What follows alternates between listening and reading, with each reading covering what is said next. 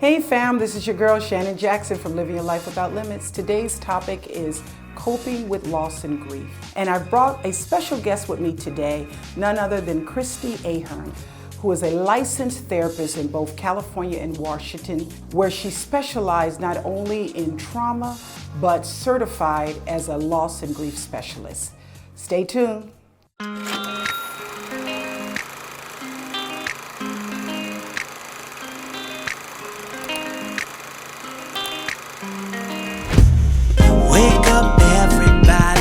Elevate your mind.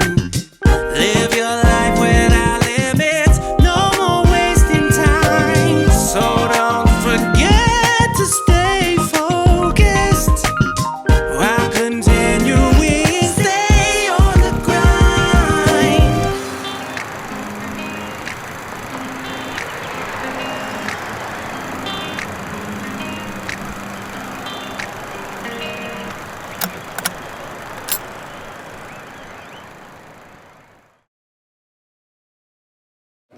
Thank you, Kristi, once again for joining us here at Living Your Life Without Limits.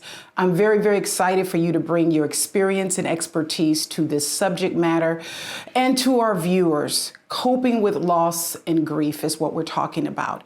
On a personal note, as I mentioned to you before through our email communication, I recently lost my mother to COVID-19, and we buried her in the month of August. She actually died in July.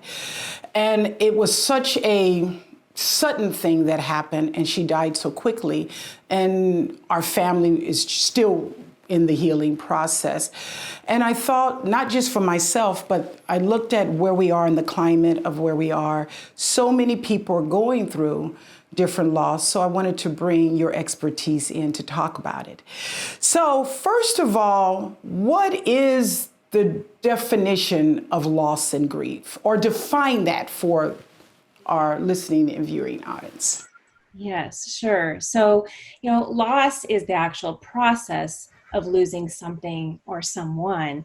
And we often think of that, when we think of loss, we think of someone dying, right? But there's so many different types of losses that we may experience. And currently, right now in the situation with COVID, so many of us are having many different loss experiences from, loss of a sense of safety, in the world, and kind of not knowing what the next 6 months is going to look like and when we're returning to normal. Or it may be kind of that sense of loss of freedom, right? That we used to be able to move around freely in the world, and now are kind of more, restricted. Social connectedness, right? That's another loss where even in our daily life, even if we were introverts, right, we still kind of went around in the world and we had these small interactions with people every day that help us, in our life and give us kind of this sense of connection with other people. And that's kind of been taken away, in a lot of respects with this crisis right now. Mm-hmm. Some may experience loss of job, because of being furloughed, or laid off. So there's many, many different losses. And then grief is the reaction, right, to those losses and what we experience, all the complicated emotions that come from those losses and conflicting feelings. So, I know for me personally, you talked about your loss with your mom, and a year ago, I lost my dad to cancer. And at the time, there were both these positive and negative feelings of, one, relief, right, that he was not suffering anymore and he wasn't in pain. And also overwhelming sadness at the loss of that physical relationship with him.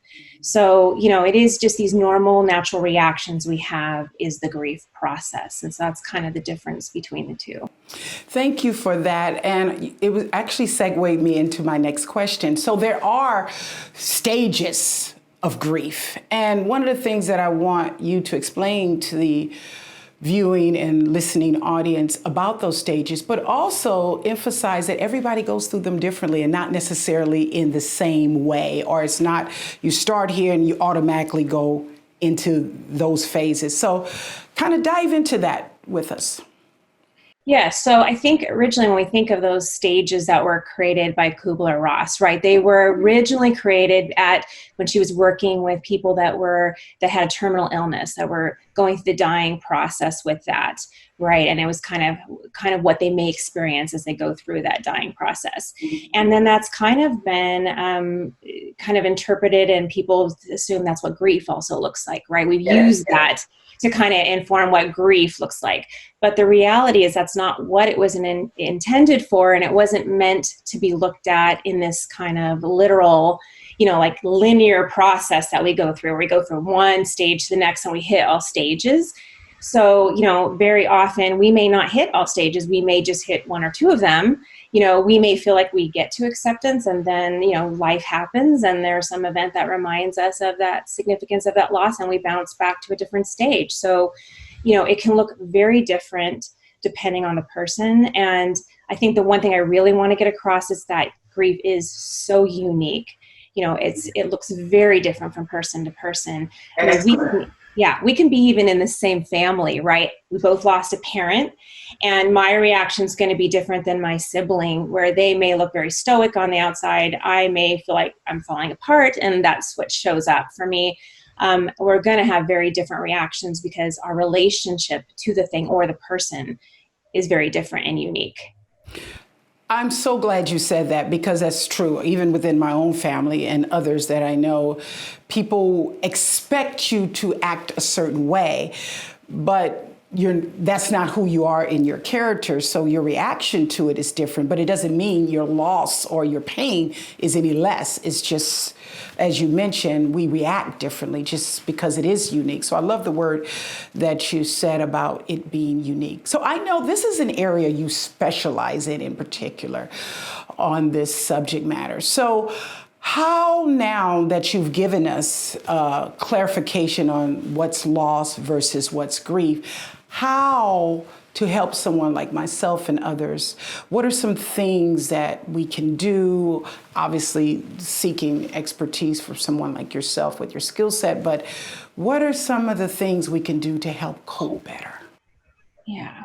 So I think, first being aware of what we may experience is important, right? Because we can sometimes ask ourselves, is this normal? And to really be able to, you can even search out there's lots of books on grief, but really understanding that there's going to be such a wide range, of emotions, right? We may feel helpless, loneliness, shock.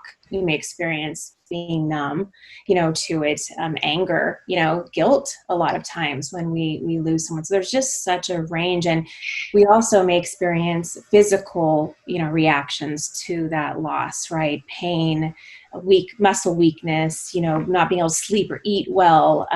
There's just so many different symptoms that we experience. And so I think one is, first just being able to recognize that what we are experiencing is grief. And instead of kind of learning to tolerate that a little bit. I think so much of us learn from society, right, that we're taught to acquire things in life, right? We're taught, like, from the moment we're born, okay, got to get that education, got to get that job, get married, all of these things, right? But we're not really ever taught how to lose those things well. And in fact, many of them, but there's so much misinformation out there about what we're taught. I don't know if you can even remember, but so many people in their families may have received messages like, don't cry, like, go to your room. Yes. Cry, don't be a crybaby, be a big boy, big girl. And we receive these messages, and then what it kind of teaches us is, I need to grieve alone.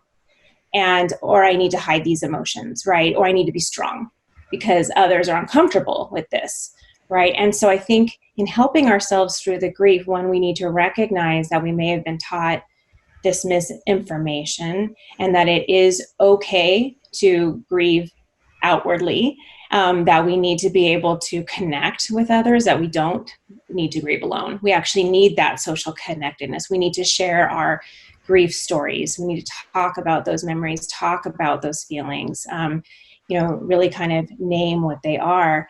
And then, practice a lot of self-compassion towards ourselves in those moments, and ask ourselves, like, what do I need to get through this difficult day, right? Because, we're going to have moments where it's going to feel extremely overwhelming. But if we can recognize that we're not always going to feel this overwhelmed by it, that the intensity of those feelings will evolve and change over time.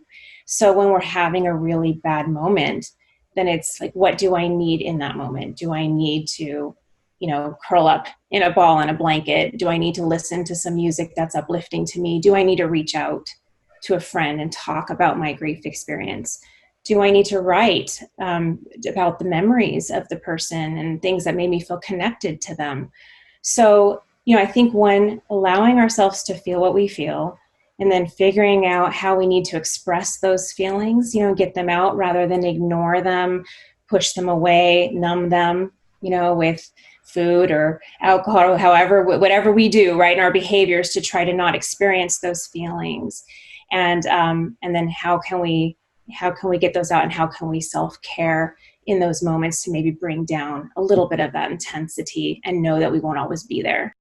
I love the word you said, self-compassion.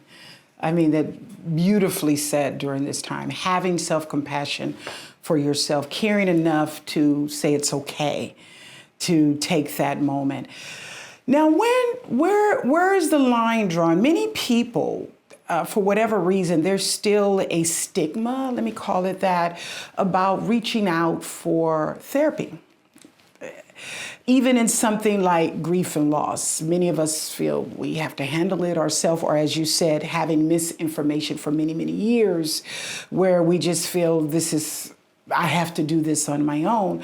But isn't there not a point where grief and the loss can go into something where it can have a negative impact if you don't get the right support? Talk to us a little bit about that, because sometimes people are so overwhelmed and they haven't reached out or have self-compassion for themselves that it goes into another area that's not healthy, a loss of a relationship. I'm going to give an example. I saw something recently that was very disturbing to me in seeing it. Was a news flash of where a couple was getting a divorce, and he actually was a minister, pastor of a church in Florida somewhere. And because of that divorce and the wife not wanting him, that loss, he killed her.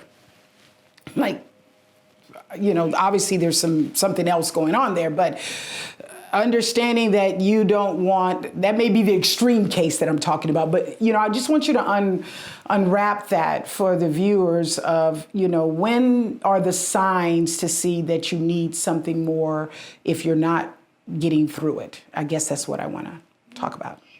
Yeah, no, I think that is important because, I think, one, it's important to recognize with normal grief, we are going to continue to have moments where we feel better, and then when we kind of go back and forth, right? And that's normal. And we're never, because grief is about love, right? It's about we loved something or someone, and now we no longer have that relationship anymore in our life in the physical sense, we need to find ways to be able to still connect to that. But sometimes there's a lot of unresolved things in those relationships, yes, right? A lot of unfinished things. Very often we lose someone, they die, and we suddenly do this life review where we suddenly start questioning ourselves. Did I say this enough? Did I do this enough? Could I have done something different? And so there's all of these feelings that go with that. And it's when those feelings feel overwhelming and we feel stuck, like we can't move forward through those. And we may experience things like anxiety, depression, to where we feel like every time we think about that person, we go into a negative place, right? We're not moving through it to where we can almost think about those positive memories and it feels positive to us, but it turns negative, it turns sour for us.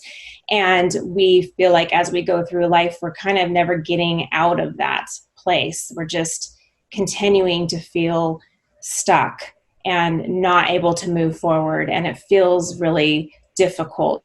When we think about that person, we have a hard time being able to have that connected bond with them still, that emotional relationship, that bond that can go on in a positive way. And when it feels like those things like anxiety and depression and all these negative emotions are still overwhelming us to the point that we're not happy in our life. We're not being able to function well in our life. Maybe it's affecting our current relationships. Maybe it's affecting, how we're able to perform in our jobs, or just our overall life satisfaction. When we start feeling like we're staying there in that place and we're really having trouble moving through that, then that's the time when it's helpful to think about meeting with, a grief counselor, or a counselor to maybe figure out what are those things that are unresolved and unfinished for me that I need to work through and complete. And it's okay to meet with a grief counselor, even if it hasn't been a death situation, correct? It could be, like you said, right now, so many people have lost their jobs. People have lost income, lost homes. They're in isolation, all the different things that you spoke of earlier. So it may also be beneficial during the losses that people can reach out and get some help. Yes, absolutely. Especially because, we talk about how we experience so many different, right, up and down emotions, and some of those may be, anxiety, and depression feelings. And so it can be very helpful to go in and talk to someone and figure out ways, like, how do we deal with our, racing thoughts that are keeping us in this anxious place, where we don't feel like we're being able to handle it and we're feeling really uncomfortable all the time. And so by meeting with someone, we can learn, what are some tools and things that can help us deal with those thoughts and make them more manageable. So maybe sometimes people don't know when they need the help or not. Can you give us some quick signs of when it may be beneficial, that if you're feeling a certain way or thinking something, that this might be a time that you may want to reach out for some professional help? Because sometimes, you don't know what you don't know, right? I think I'm okay, but maybe I'm not okay. You know what I mean? But what is some warning signs that says maybe now it's a time for you to get the support and help that you need? Because I'm all about giving people something that they can take away and add to their lives right now. Yeah. So, like one of the things that I mentioned, like anxiety, right? One of the signs, of that would be, when we're experiencing a lot of anxiety, our bodies, right, are in this constant, almost like fight or flight reaction, the stress response. And we're going to notice symptoms like it affects our ability to digest our food, right? We may be experiencing like an upset stomach all the time, right? We may be experiencing headaches all the time. We may just be feeling like short of breath and just this nervous energy constantly, where we just feel like we're a ball of nerves. And I think when that's kind of taking over and you're having that, come up on a daily basis or even several times a week, then that can be the time where it's really important to meet with someone, counselor, to deal with some of those feelings around the loss that are producing this anxiety. And it's also the same with depression, right? When we start noticing we're not taking care of ourselves, in the same way, that's a sign we're not eating well. We're not being able to sleep, or our sleep's interrupted. We're isolating even more, right? And not sharing what's going on for us. And our world's getting smaller and more constricted instead of more expansive, right? Then those can be signs that it's time to reach out and talk to somebody. So what is the final thought you would like to leave with our audience today on the subject of coping with grief or loss? If it was one thing that you want to make sure they get and have that aha moment with this, what would that be? Gosh, that's hard because there's a lot of things that I'd like to get across, but I think one, just recognizing there's a lot of misinformation out there about grief, right? So probably most likely what you're experiencing is a normal reaction. So there's a lot of sources out there to be able to look up, like, what are normal grief reactions, what are normal emotions, what are normal physical sensations. But also, I would say, what can be really helpful, and coping is just really also watching where our mind wants to go, right? Because the thoughts that we have create the meaning in our life and how we feel about our life, and they impact our behavior. And so if we can really connect to, where is my mind at right now in this moment, with these intense feelings, what am I thinking? And we can almost shift it a little bit to a little bit more of a coping thought. For example, if I'm saying life is never going to feel normal again, right? When I use that word never, that just has such a sting and impact. But if I can say, life is constantly changing, it's never static, and people are working on this all the time, and things are going to improve slowly over time. So it's just kind of looking at how we're thinking about it and how we might be able to shift that thinking a little bit to something that feels a little bit more coping. Holidays is coming up, and many, many people are going to feel overwhelmed during this time because, again, people that would have maybe have been here this year are no longer here. So it's very, very important that they understand that they're not alone and that their feelings are normal, as you mentioned, but get the necessary help that they need. So how can people reach you? I know we're in the COVID era right now, and many people like yourself are offering for people all over the world, because we actually have people all over the world that watch the show. We thank all of our supporters that tune in weekly to see and hear and share information with us. But how can they reach you if they wanted to get a grief expert? Yes, so they can go to my website, and I can spell that out. So it's KristiDAhern.com, and that's KRISTI, then a D as in dog, and then Ahern, AHERN.com. So if you go there, then you can find out my phone number, where to contact me. There's also a way to just fill out your information, and it gets emailed to me, and then I can contact you. And I set up, a way for us just to have like a quick free consultation to talk a little bit more about what's going on, maybe what your needs are and how I may be of help to you. I do want to say also that I've had a lot of grief training, and I also have been trained in the grief recovery method, which is kind of this brief, 7 to 8 week method where it really does help resolve some of those unfinished parts, that kind of complicate our grief at times. Excellent. Ms. Kristi, thank you so much again for your time and sharing your experience and expertise with living your life without limits, and especially during this COVID era where so many people, like I said, have had some form of loss or grief in an unprecedented way. So as we always do, we remember to tell our audience to love yourselves, take care of yourself, because guess what? You're worth it. And in this time of COVID, you may be experiencing loss or grief, but as Ms. Kristi have reminded us, you do not have to go through it alone. There is help out there, expert help. Reach out, and you can also recover. It may take you a little time, but you can come out on the other side. God bless you, and thank you for watching.